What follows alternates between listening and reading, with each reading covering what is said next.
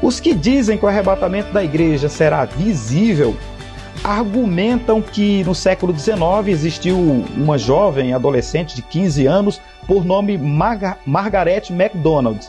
E essa ideia de arrebatamento invisível veio da cabeça dela e a partir daí se tornou uma doutrina. Bem, duas perguntas em uma só. O que é que o senhor tem a dizer a respeito? Faz parte, lamentavelmente, dos aliancistas, não vamos dizer que são todos, mas tem um grupo de teólogos aliancistas que utilizam esse tipo de argumento, que é uma calúnia. Claro que a doutrina bíblica das alianças e dispensações, eu falo doutrina bíblica com ênfase, porque o próprio mestre Antônio Gilberto, no seu livro Calendário da Profecia, ele diz claramente lá que as alianças e dispensações são uma doutrina bíblica. Então alguém, às vezes, expõe como uma teoria e diz que isso aí é uma invenção, que surgiu por conta dessa menina Margaret MacDonald, que tinha 15 anos, teve uma visão das duas fases da vinda de Jesus, e ela teria influenciado John Nelson Darby, que foi o homem que sistematizou, tardiamente, é verdade, mas foi ele quem sistematizou a doutrina das dispensações nesse modelo clássico que nós esposamos. Agora, é bom dizer também que, embora a doutrina tenha sido sistematizada melhor a partir de Nelson Darby, não foi ele que inventou essa doutrina, porque doutrina, a rigor, é bíblica, não é? Sistematizar uma doutrina não significa inventar doutrina, significa torná-la mais clara, didaticamente falando. É como, por exemplo, a doutrina da Trindade. A doutrina da Trindade é bíblica, ela foi melhor sistematizada ali nos primeiros séculos, mas ela sempre esteve na Bíblia, na palavra de Deus. Então a doutrina é bíblica. Então, John Nelson Darby era um teólogo. John Nelson Darby não era uma pessoa que seria influenciado por uma menina de 15 anos. Ele era um estudioso. O próprio George Ladd, que era um crítico de John Nelson Darby, apesar de ser um crítico de John Nelson Darby, reconheceu que Darby era um teólogo, um homem que escreveu livros. Claro que na língua portuguesa a gente não tem muita coisa, mas se você pesquisar no inglês, agora estão traduzindo alguma coisa também para a língua portuguesa, você vai ver que John Nelson Darby era um teólogo. Então, ele foi até verificar o que essa jovem dizia. Essa jovem foi influenciada por um padre, na verdade, chamado Lacunza. Ela estava envolvida com um movimento pseudo-pentecostal e ela teve realmente visões e tal, algo assim meio sem pé nem cabeça. E John Nelson Darby, quando foi verificar, ele inclusive refutou e disse que aquilo era até demoníaco. Então quem diz que foi ela que inventou essa doutrina está equivocado.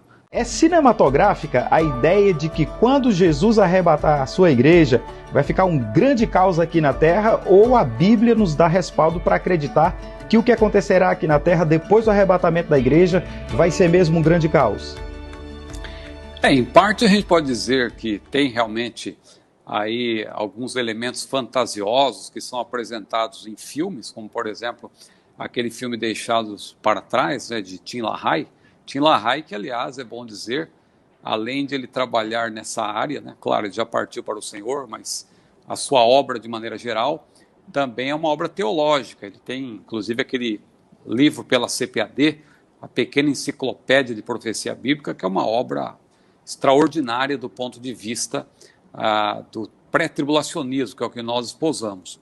Então, claro, em filmes como esse, Deixados para Trás, existe alguma fantasia, aí algum exagero, mas quando nós olhamos para o livro de Apocalipse, especialmente para o capítulo 6, ali para os selos que são abertos, a gente vê que vai haver, sim, um caos na terra após o arrebatamento da igreja. Eu digo após o arrebatamento da igreja porque o próprio livro de Apocalipse deixa claro que a igreja não vai fazer parte desse período. Por que não? Porque em Apocalipse 1:19, Jesus deu a divisão do livro para João, escreve as coisas que tens visto, as que são, e as que depois destas hão de acontecer, e ele, claro, registrou o capítulo 1 ali, as coisas que ele tinha visto, os capítulos 2 e 3, as coisas que são, que foi justamente aquilo que João escreveu às igrejas da província da Ásia. E a partir do capítulo 4, a gente tem as coisas que devem acontecer ou seja, tudo diz respeito ao futuro. Claro que existem ali algumas revelações parentéticas, alguns parênteses que se abrem, mas a primeira coisa que João vê, o que Deus revela para João, é a igreja no céu. Quando ele vê aqueles 24 anciãos, que alguém pensa que ali é uma categoria angelical, mas na verdade João, ele vê aqueles anciãos que representam a igreja, porque eles estão com coroa na cabeça, vestes brancas, assentados em tronos, e eles são chamados de presbíteros. O termo ali no grego é o mesmo termo para presbíteros, ou seja, eles são chamados de anciãos, mas o termo no original é presbíteros, e em nenhum lugar da Bíblia os anjos são chamados de presbíteros. Presbítero é um termo no Novo Testamento alusivo à igreja. Então, quando João vê aqueles 24 anciãos com coroa na cabeça, vestes brancas, sentados em tronos e chamados de presbíteros, claro, ali é uma representação da igreja, porque Apocalipse apresenta de uma maneira simbólica, pictórica, o futuro, não é? Então a gente vê o futuro da igreja no céu.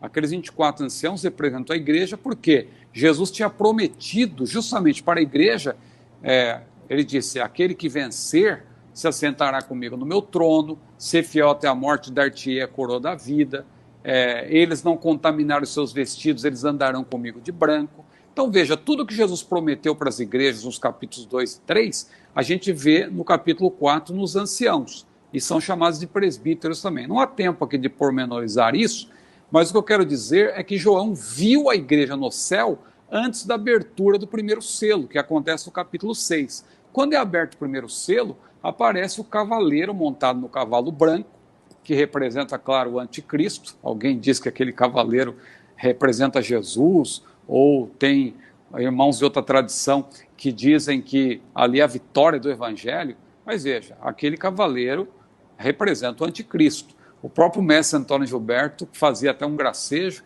ele dizia que Jesus jamais andaria com más companhias, né? Porque os outros cavaleiros que vêm depois, ali tem o cavalo vermelho, né?